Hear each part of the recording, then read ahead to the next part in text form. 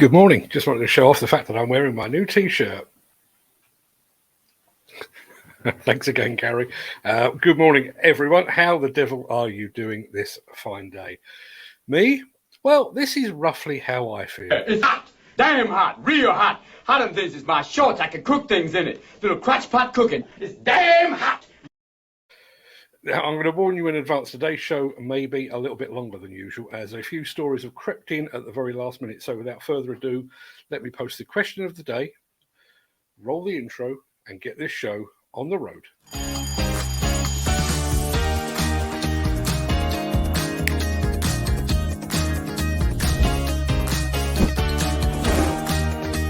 Welcome to the Breakfast Show. I'm your host, Mark Anthony.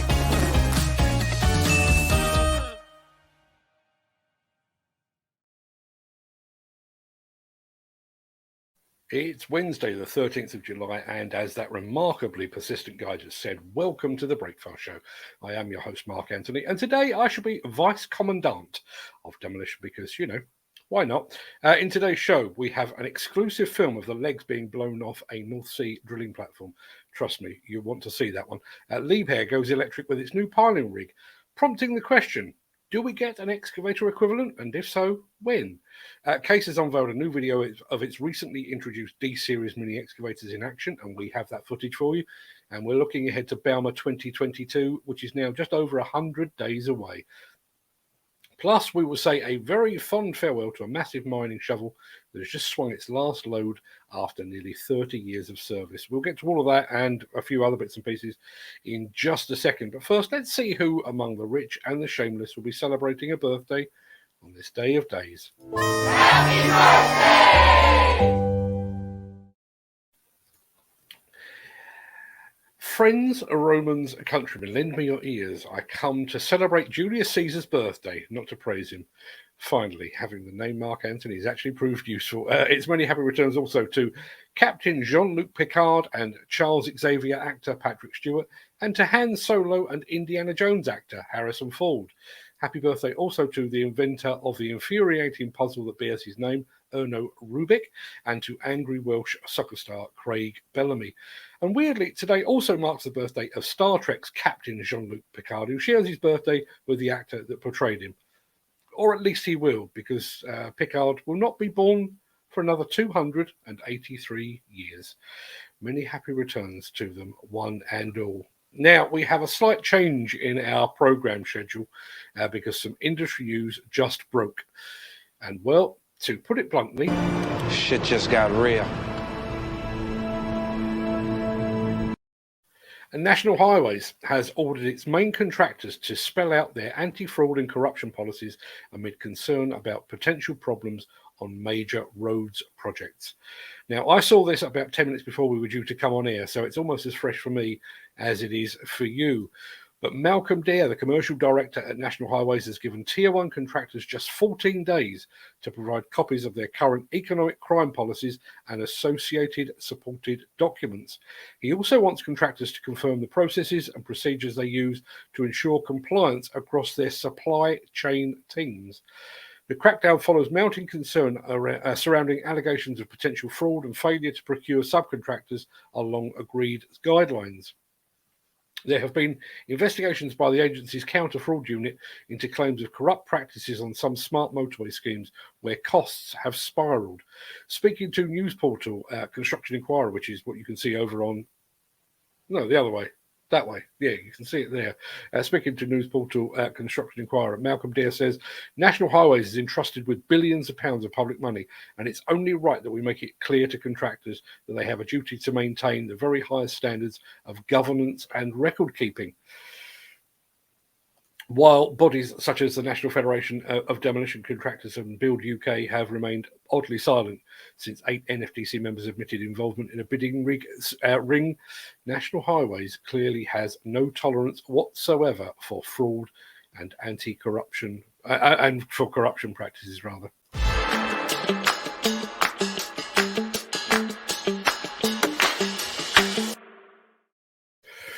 A 6,700-ton North Sea drilling rig platform has been brought down to size in a spectacular style at a site in Stord in Norway. The Valhall rig has been in operation since the 1980s, but it is now to be cut up. Estimates suggest that around 98% of the structure will be recycled, allowing the platform's high-quality steel to be reused elsewhere. And trust me, when I say it came down in spectacular style, it really did.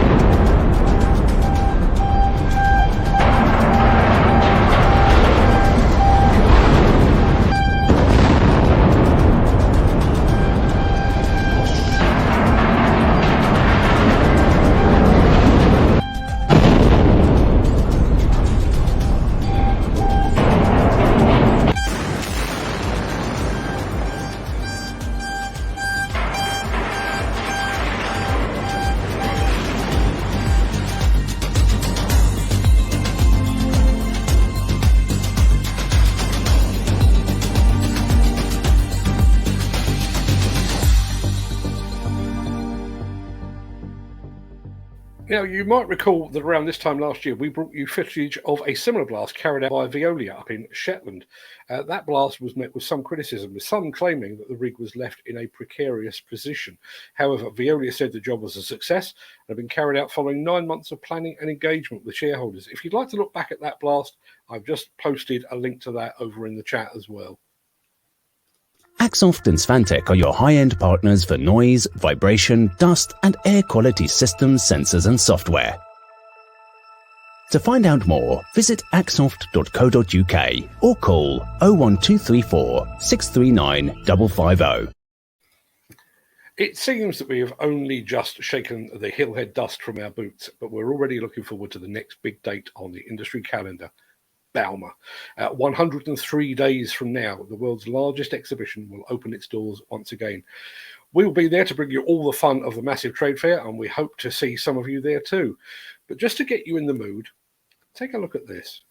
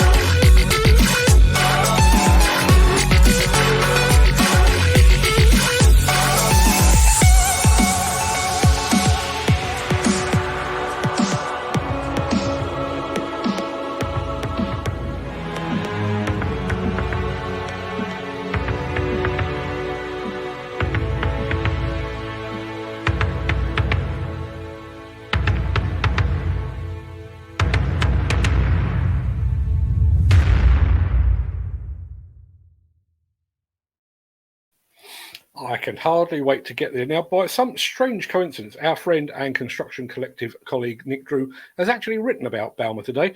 The article is called Bauma, The Big One Beckons. Great title. And you can find a link to that in the chat as well. And just to remind you, we will soon be starting our Road to Bauma series, where we will bring you regular updates on the equipment and the systems that will be on display when Bauma opens its doors. So keep watching, as the next 100 days or thereabouts are going to be very exciting indeed. The Miller GT series heralds a new era of unrivaled power and cutting-edge intelligent coupler technology, increasing job site safety, machine versatility, and productivity. It's the added versatility that you need at the value you can afford. To find out more, visit millergroundbreaking.com. You might recall that a few months ago we were among the first to bring you details of the new D series of mini excavators from those fine folks at Case Construction Equipment. Well, those same fine folks have now followed up with a cracking new video that shows the D series machines in action.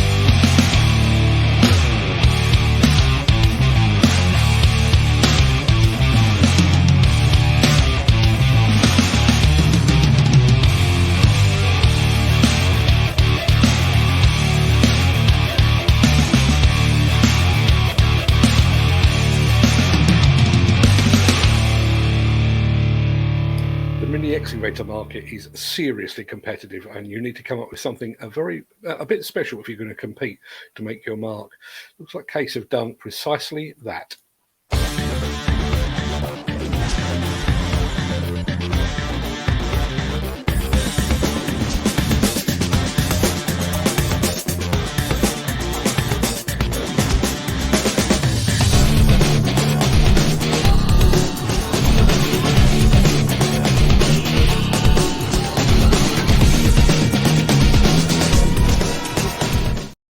When it comes to the fueling of equipment in the future, there seems to be a widely held belief that electric power will replace diesel at the compact end of the equipment spectrum, that hydrogen will replace diesel at the heavier end of the sector, and that HVO will provide something of a stopgap while all of that is being figured out. But it appears there will be exceptions. The new LRH 200 piling rig from Liebherr weighs in at more than 57 tonnes, but it's available in an all-electric configuration.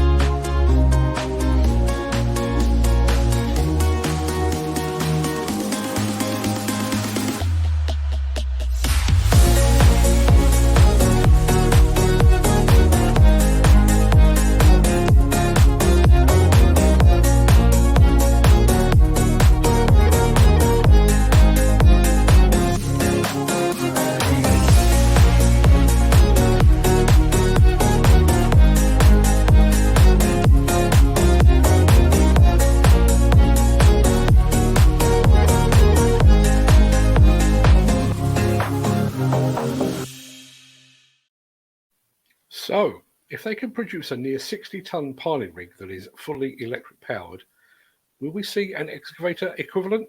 If so, when?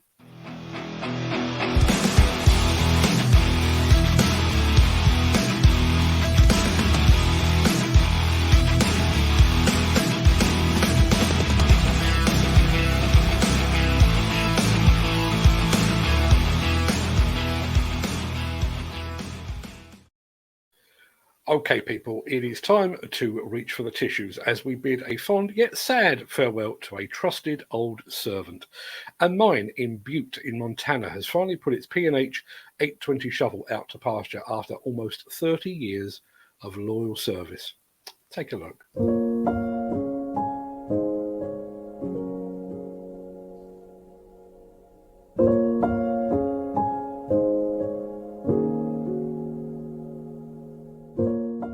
Today we retired 820 shovel.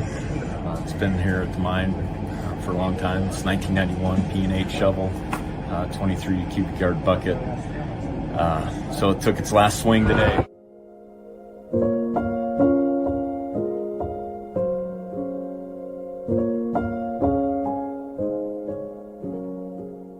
Decided to park it up here above the viewing stand. That way people at Butte can appreciate it.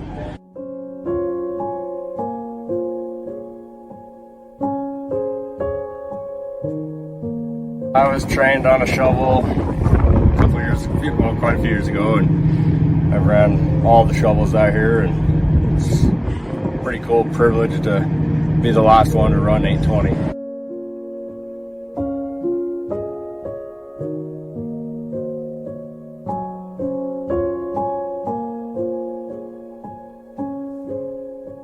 My grandpa worked out here for years, retired from here.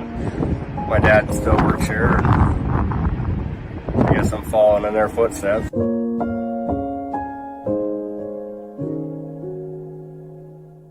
Visitors of Butte kind of come up here and take a look and kind of appreciate some of the equipment that we use here and kind of go along with the history of Butte, Montana while they come here and visit.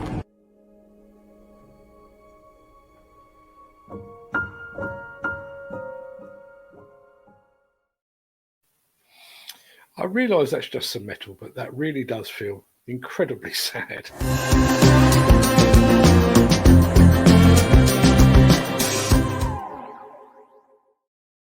Now, if I appeared even more distracted at the start of the show than usual, there is a reason. Literally, while the intro was playing, I received notification from Balfour Beatty about what it says is a world first, and we like a world first here on the Breakfast Show.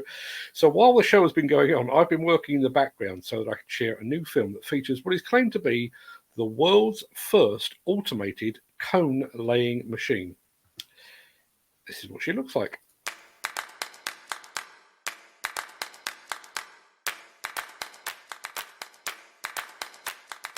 We're here tonight on the M25 in between junction 15 and 16. We're doing cyclical maintenance activities in the centre res, so we've got back-to-back lane closures on either side of the carriageway.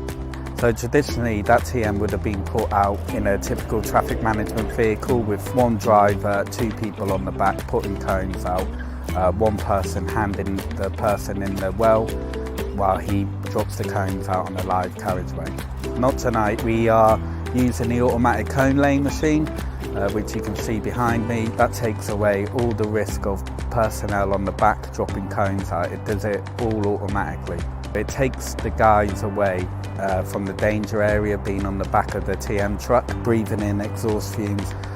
It also takes away manual handling of picking cones or putting them out. The longitudinal runs that operatives put out could go as far as 4 kilometres. For me personally, I'm just really chuffed and proud that my depot was chosen to trial this revolutionary bit of equipment. This really will change how traffic management is deployed in years to come. I have to say, that looks like a real game changer. Rather than swearing at a couple of guys slowing down my journey, I'll now have to swear at a machine instead. Sorry to interrupt the guy with the funny glasses, but if you're enjoying this video, please hit the like button as it helps our channel. Or, better still, share this video with a friend or a colleague. Thank you. Right, back to Beardy. Right, that pretty much... Let me try that again. Right, that pretty much wraps up the main part of this morning's show. I'm going to roll the outro in just a second before leaping gazelle-like over into the chat to see what you're all saying today, and there's already been some cracking comments. If you can't stick around for that, then please stay safe, look after yourself, your family, your friends, and your colleagues. Drink lots, stay hydrated, have a great day, and thanks for watching. If you have the time and the inclination, I'll see you on t'other side of this.